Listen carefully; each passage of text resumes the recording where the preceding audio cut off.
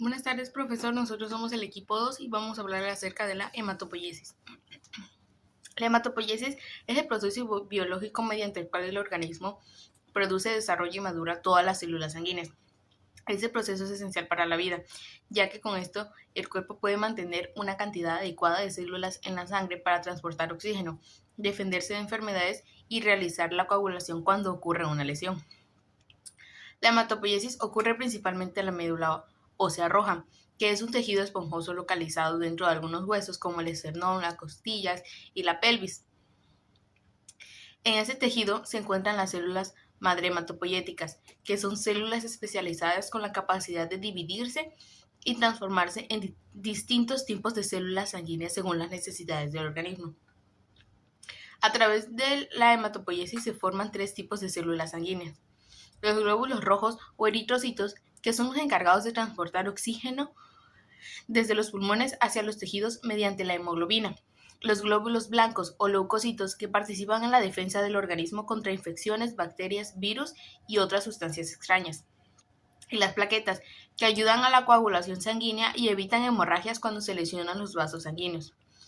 Este proceso ocurre de manera continua, porque las células tienen una vida limitada. Por ejemplo, los eritrocitos viven aproximadamente 120 días, mientras que algunos leucocitos viven solo unas horas o días.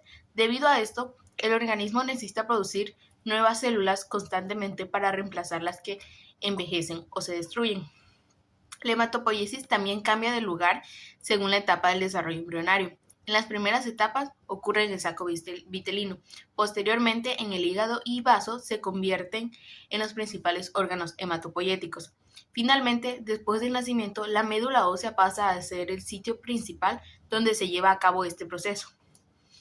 Existen dos grandes líneas celulares divididas de las células madre hematopoyéticas: la línea mieloide y la línea linfoide. La línea mieloide produce eritrocitos, plaquetas y algunos leucocitos como neutrófilos y monocitos. Por otro lado, la línea linfoide da origen a linfocitos importantes en la respuesta inmunológica. La hematopoiesis está regulada por diferentes sustancias llamadas factores de crecimiento y hormonas. Un ejemplo importante es la eritropoyetina, que es producida principalmente por los riñones, que estimula la producción de glóbulos rojos cuando disminuye el oxígeno en el cuerpo. Cuando la hematopoiesis presenta alteraciones, pueden desarrollarse enfermedades como anemia, leucemia o trastornos de coagulación.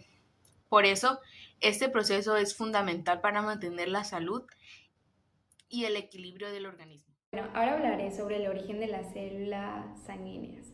En la sangre tenemos diferentes tipos de células, las cuales tienen algo en común, que provienen de la célula madre hematopoyética. Todas estas van a derivar de esta célula madre. Y esta pues se encuentra principalmente en la médula ósea roja, en los huesos, y cumple con dos funciones principales, o pues tiene dos capacidades esenciales, las cuales van a ser las siguientes. La primera es la capacidad de autorrenovarse, lo que quiere decir es que la célula madre hematopoyética va a producir células igualitas a ella, o sea, van a haber nuevas células madre. Esto con el fin de que pues pueda mantenerse la reserva de estas células que van a ser las precursoras. Luego tenemos la otra característica o la otra capacidad, que es la capacidad de diferenciarse. La capacidad de diferenciarse quiere decir que la célula puede transformarse en cualquier tipo de célula sanguínea de acuerdo a la necesidad del organismo. Ahora, aquí van a haber dos líneas, la línea mieloide y la línea linfoide, y cada una va a formar o va a producir células de acuerdo a la necesidad y células que sean específicas. Un ejemplo podría ser que cuando hay pérdida de sangre, lo que va a hacer el organismo es que va a haber un incremento o una producción de eritrocitos para sustituir las células sanguíneas que se perdieron. Y por eso es importante la célula madre hematopoyética, ya que sin ella no habrían nuevas células y no se podrían reemplazar las viejas y las dañadas. Asimismo, que la célula madre hematopoyética mantiene este equilibrio en la sangre. Mi nombre es Imanol y a mí me corresponde explicar sobre la línea amiloide dentro de la hematopoiesis. Como ya saben, esta es una de las dos rutas que siguen las células madre en la médula ósea, que es donde se originan todas estas células, y de ellas se originan la mayoría de las células sanguíneas, en las cuales también tenemos algunas como las que transportan el oxígeno, las que permiten la coagulación y varias que participan en la defensa de nuestro cuerpo. Primero tenemos las más comunes, que serían los eritrocitos o también llamadas glóbulos rojos, que serían como las más comunes y son los más abundantes y transportan el oxígeno gracias a algo que se llama la hemoglobina. Estas llegan a vivir aproximadamente 120 años y cuando falta oxígeno el riñón libera eritropoyetina, que es la que estimula su producción. Después tenemos las plaquetas, que son las más comunes que llegan a conocer la gente, que son las células completas, no son completas, sino fragmentos del megacardiocito. Son esenciales para formar el tapón plaquetario y evitar hemorragias. Estas son las que salen, por ejemplo, cuando una persona se corta y sale una costra. Son las miles de plaquetas que se juntan para evitar una hemorragia. También se forman las granulocitos, que son los neutrófilos también llamados, que estas son las que combaten contra las bacterias, son nuestra principal línea de defensa contra los agentes bacterianos. También tenemos los eosinófilos, estos son relacionados con las alergias y los parásitos, también nos protegen de ello. Y los basófilos, que son las que liberan histamina en la inflamación. También por último tenemos los monocitos, que al pasar a los tejidos se transforman en macrófagos y ayudan a limpiar microorganismos y restos celulares. En resumen, la línea amiloide produce células clave para el oxígeno y coagular y la defensa del organismo, como es que ya les dije brevemente. El sistema inmunológico es la defensa natural del cuerpo contra infecciones, enfermedades y sustancias extrañas. Está formado por órganos, tejidos y células especializadas que trabajan de manera coordinada para identificar y eliminar agentes patógenos como bacterias, virus, hongos y parásitos. Dentro de este sistema, la línea linfoide desempeña un papel fundamental, ya que da origen a células altamente especializadas capaces de reconocer, atacar y recordar a los microorganismos invasores. Estas células incluyen los linfocitos B, los linfocitos T y las células NK o Natural Killer, cada uno con funciones específicas pero complementarias para mantener la protección del organismo. La línea linfoide se origina a partir de las células madre hematopoyéticas presentes en la médula ósea, a través de un proceso de diferenciación y maduración. Estas células adquieren características particulares que les permiten participar tanto en la inmunidad innata como en la inmunidad adaptativa.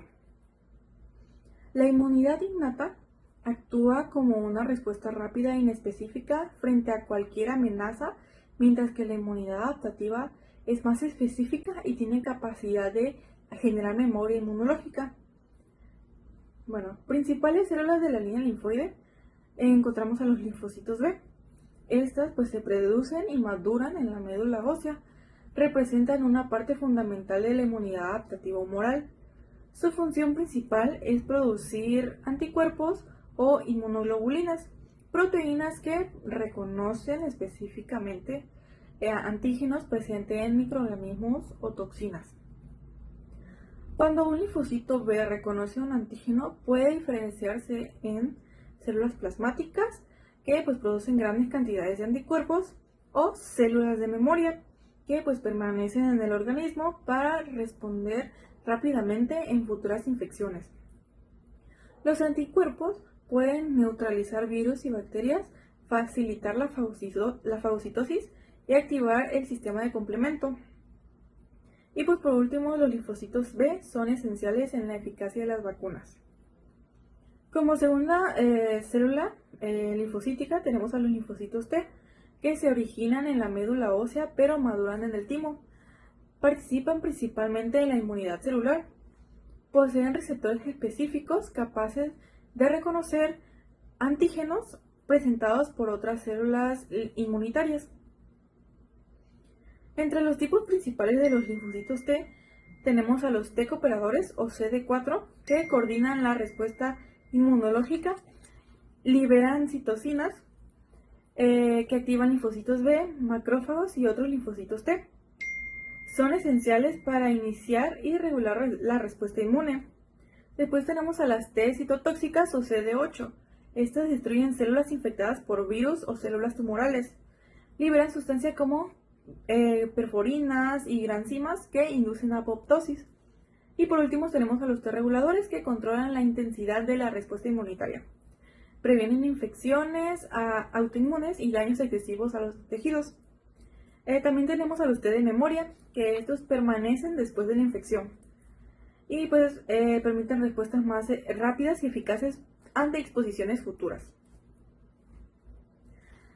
Posteriormente tenemos a las células natural killer. Estas forman parte de la inmunidad innata. Actúan rápidamente sin necesidad de reconocimiento previo del antígeno. Identifican células infectadas o tumorales mediante alteraciones en su membrana celular. Destruyen sus objetivos liberando perforinas y enzimas citotóxicas. También producen citocinas que ayudan a activar otras células inmunológicas. Son especialmente importantes en la defensa contra infecciones virales y en la vigilancia contra el cáncer. Y bueno, la importancia de la línea linfoide, pues esta tiene una función en la defensa del organismo. Cada tipo de célula participa en la protección frente a bacterias, virus, hongos y parásitos y células tumorales. También memoria inmunológica. Los linfocitos B y T permiten que el sistema inmune recuerde infecciones previas y responda con mayor rapidez y eficacia. También en la regulación inmunitaria, las células linfoides mantienen el equilibrio entre activación y control del sistema inmunológico. También en la prevención de enfermedades, un funcionamiento adecuado evita infecciones recurrentes, autoinmunidad y ciertos tipos de cáncer. Y pues también tenemos la importancia clínica, que pues en alteraciones en estas células pueden provocar enfermedades como leucemias, linfomas, VIH, SIDA e inmunodeficiencias. Y bueno, como último, en relación con las vacunas, en especial los linfocitos T, las vacunas estimulan principalmente la formación de células de memoria, que son los linfocitos B, proporcionando protección a largo plazo. Ahora vamos a hablar un poco de un aspecto fundamental de la hematopoiesis y su regulación. Bueno, este proceso pues es esencial porque el cuerpo necesita mantener un equilibrio constante en la producción de células sanguíneas, ya que estas pues tienen una vida limitada y deben renovarse continuamente. Continuando con esto, tenemos lo que es la regulación de la hematopoiesis, la cual pues se lleva a cabo mediante factores hematopoieticos, que son principalmente hormonas y citocinas encargadas de controlar la proliferación, diferenciación y maduración de las células sanguíneas. Bueno, pues principalmente tenemos una hormona, la cual pues es muy importante, llamada eritropoyetina. Bueno, esta pues es la principal reguladora de la producción de eritrocitos, ya que esta pues se produce en los riñones en respuesta a niveles bajos de oxígeno, condición también llamada como hipoxia. Bueno, cuando disminuye el oxígeno en los tejidos, el riñón lo que hace es detecta esta situación y libera eritropoyetina, la cual actúa como sobre la médula ósea roja, estimulándola para que forme más glóbulos rojos. Bueno, pues primero que nada se envía una señal al riñón dentro de la condición en la que pues ya se redució el oxígeno en la sangre. Pues bueno, la segunda es que el riñón se da cuenta y pues lo que hace pues es que lanza la eritropoyetina. Bueno, la otra es que es lo que hace, bueno, es que las células sanguíneas, pues dentro de lo que será pues la médula ósea, pues ya que pues se estimula, pues gracias a lo que es la eritropoyetina. Pues bueno, una vez que esta hormona estimula la médula ósea roja, lo que hace es pues producir más glóbulos rojos, más eritrocitos. ¿Para qué? Para que haya pues más oxígeno en lo que es pues la sangre. Y pues bueno, y pues este proceso pues se repite cada vez que pues hay hipoxia en el cuerpo. Y pues bueno, y esto pues aumenta la capacidad de transporte de oxígeno. Luego tenemos lo que es la tropoyetina, que esta pues es un factor pues clave, la cual lo que hace es pues regular la producción de plaquetas a partir de los megacariocitos. Pues bueno, todo comienza con una célula madre mieloide, que la cual pues se va a convertir en un megacardioblasto y de eso se va a convertir en un megacariocito.